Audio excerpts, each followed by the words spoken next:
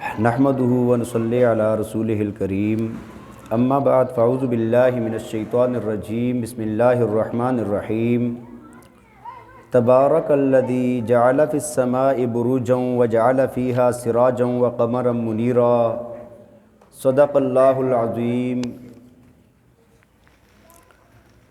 توجہ فرمائیں، سورہ فرقان آیت نمبر 61۔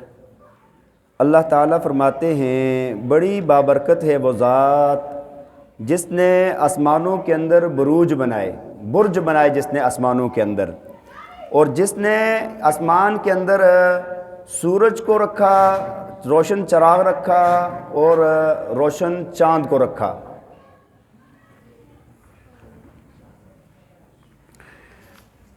بھائی گزشتہ آیات میں ایک بات گزری تھی کہ نبی پاک صلی اللہ علیہ وسلم جب مشرکین کو فرماتے تھے کہ رحمان کے سامنے سجدہ کرو، وہ کہتے تھے رحمان کون ہے، ہم تو رحمان کو جانتے ہی نہیں ہیں، ہم رحمان کو جانتے ہی نہیں ہیں۔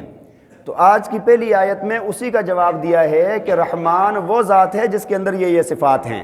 رحمان وہ ذات ہے جو ان صفات کی حامل ذات ہے۔ پہلی بات فرمائی تبارک الذی، فرمایا وہ ذات بڑی برکت والی ہے۔ اس سورت مبارکہ کے اندر یہ لفظ پہلے 2 مرتبہ گزر چکا ہے۔ ایک سورت کی ابتدا میں تبارک الذی جعل الفرقان علی عبدہ لیکون للعالمین نذیرا، کہ برکت والی ہے وہ ذات جس نے فرقان کو نازل کیا ہے۔ اور ایک نبی علیہ السلام کی رسالت کے تذکرے میں دوسرے رکوع کی ابتدا میں گزر چکا، اور آج یہاں پر یہ اللہ کی توحید کے ذکر میں تیسری مرتبہ آیا ہے۔ تو اللہ تعالیٰ نے فرمایا کہ بڑی برکت والی ہے وہ ذات جس نے آسمانوں میں بروج بنائے ہیں۔ بروج کس کو کہتے ہیں، برج کس کو کہتے ہیں، اس سے کیا مراد ہے؟ بعض مفسرین کرام نے یہ بات لکھی ہے، فرمایا برج سے مراد وہ بڑے بڑے ستارے ہیں جو رات کے وقت آسمان پر ظاہر ہوتے ہیں۔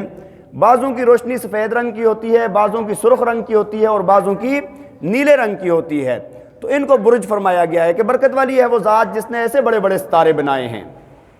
اور بعض حضرات فرماتے ہیں، فرمایا کہ برج سے مراد آسمانی پھاٹکے ہیں، آسمانی دروازے ہیں، آسمانی قلعے ہیں جس پر فرشتے مقرر ہیں اور وہاں پر وہ ڈیوٹی دیتے ہیں، پہرا دیتے ہیں۔ جیسے آپ نے روایت کے اندر پہلے بھی سنا تھا کہ نبی علیہ السلام جب معراج ہوئی، جب پہلے آسمان پر گئے تو فرشتوں نے باقاعدہ اجازت دی گئی ان سے، دوسرے پر تیسرے پر، تو فرمایا کہ اس سے وہ مراد ہیں۔ اور بعض حضرات کا یہ نظریہ ہے، وہ فرماتے ہیں کہ ان برجوں سے مراد وہ برج ہیں جن کے اندر 7 سیارات جو ہیں وہ گردش کرتے ہیں۔ 7 سیارے ہیں نا جس کے اندر، جن 12 برجوں کے اندر وہ گردش کرتے ہیں، وہ مراد ہیں ان سے۔ وہ سیارے چونکہ اللہ تعالیٰ کی قدرت کی بہت بڑی نشانی ہیں، ہاں جی، اور مختلف اللہ تعالیٰ نے ان کے فوائد رکھے ہیں۔ سیارے ہیں نا مشتری وغیرہ، زحل، مریخ اور شمس، قمر، یہ سورج چاند بھی اس کے اندر آتا ہے، تو یہ سارے سیارے ہیں۔ فرمایا اس سے وہ سیارے مراد ہیں۔ فرمایا کہ اللہ کی وہ ذات ہے، ہم اس رحمان کا تمہیں سجدہ کرنے کو کہتے ہیں جس نے ان برجوں کو پیدا کیا ہے، وہ ہے رحمان۔ اور فرمایا وجعل فیہا سراجا، اور اس آسمان کے اندر اللہ تعالیٰ نے روشن چراغ رکھ دیا ہے۔ اللہ تعالیٰ نے چاند اور سورج کا تذکرہ قرآن میں مختلف جگہوں پر فرمایا ہے، مختلف جگہ پر اس کا تذکرہ ایک جگہ پر آپ کو ملے گا۔ تو بھئی یہ جو چاند ہے نا، یہ بہت کرامت ہے۔ روشنی کا سب سے بڑا ذریعہ جو ہے وہ سورج جو ہے، روشنی کا سب سے بڑا ذریعہ سورج ہے، اور حرارت کا بھی سب سے بڑا ذریعہ سورج ہے۔ اللہ تعالیٰ نے جس دن سے سورج کو پیدا فرمایا ہے، اس دن سے اس کے اوپر ایندھن جل رہا ہے، اور وہ ہمیشہ جلتا رہے گا یہاں تک کہ جب وہ ختم ہوگا تو دنیا کا نظام درم برم ہو جائے گا، پھر اللہ تعالیٰ نیا نظام لے کر آئیں گے۔ دیکھیں یہ جو ہے نا، دیکھیں انسان جو ہے نا، جو اپنا لکڑی سے آگ جلانے کا کام لیتا ہے، ایندھن کا کام لیتا ہے، اسی طرح پھر جب ترقی ہو گئی تو کوئلے سے لیا، پھر اس کے بعد تیل سے لیا، اس کے بعد یہ گیس سے لے رہا ہے، لیکن یہ گیس اور یہ چیزیں پھر بجلی اس سے لی گئی، ٹھیک ہے جی، یہ سارے ایندھن ان سے لیے جا رہے ہیں نا، بجلی اس سے لی جا رہی ہے، لیکن چونکہ یہ جو تیل کے اور گیس اور یہ جو ذخائر ہیں نا، یہ محدود ہیں۔ اب انسان نے اور ترقی کی ہے، انسان اب کیا کر رہا ہے کہ وہ سورج کی حرارت سے یہ چیزیں لینا چاہ رہا ہے، سولر انرجی جس کو کہتے ہیں نا، اب یہ انسان اس پر کام کر رہا ہے۔ یعنی ایک وقت ایسا آئے گا انشاءاللہ کہ یہ جو جتنی بھی چیزیں ہیں نا، گھر کی ضروریات کی، کھانے پکانے سے لے کر بڑی بڑی فیکٹریاں، یہ پورا نظام، گاڑیاں، سب کچھ اس پر آ جائے گا انشاءاللہ۔ اسی چکر میں انسان لگا ہوا ہے، اسی کوشش میں لگا ہوا ہے۔ وہ کہتا ہے سورج چونکہ سب سے بڑی انرجی ہے، سورج سب سے بڑی ذریعہ ہے انرجی کا، تو اس سے وہ حاصل کرنا چاہتا ہے۔ تو بہرحال اس کے اوپر ترقی اور یہ کام ہو رہا ہے۔ تو فرمایا کہ اللہ کی ذات وہ ہے، رحمان کی ذات وہ ہے جس نے سورج کو پیدا کیا ہے، وَقَمَرًا مُنِيرًا، اور فرمایا کہ روشن چاند کو پیدا کیا ہے۔ کس نے کیا بنایا ہے؟ روشن چاند اس اللہ نے بنایا ہے۔ چاند کے بھی بہت فوائد ہیں۔ یہ جو چاند کی دھیمی روشنی ہے نا، جتنا بھی پھلوں کے اندر رس آ رہا ہے نا، یہ اسی کی وجہ سے آ رہا ہے۔ وہ بات سمجھ آ رہی ہے کہ نہیں؟ اور بعض دفعہ چاند کی وجہ سے سورج کے اندر مد و جزر آتا ہے، اور یہ جو چاند اور سورج ہے نا، اس کی وجہ سے یہ جو 4 موسم ہمارے اوپر آتے ہیں، یہ بھی اسی چاند اور سورج کی وجہ سے ہیں، شمسی نظام کی وجہ سے ہیں۔ تو اللہ تعالیٰ یہ فرما رہے ہیں، فرمایا کہ جو بندہ اس سورج اور چاند اور اللہ کی قدرت کی نشانیوں میں غور کرے گا تو وہ ضرور ہدایت پا جائے گا، وہ ضرور کیا کرے گا کہ اللہ کو وحدہ لا شریک مانے گا۔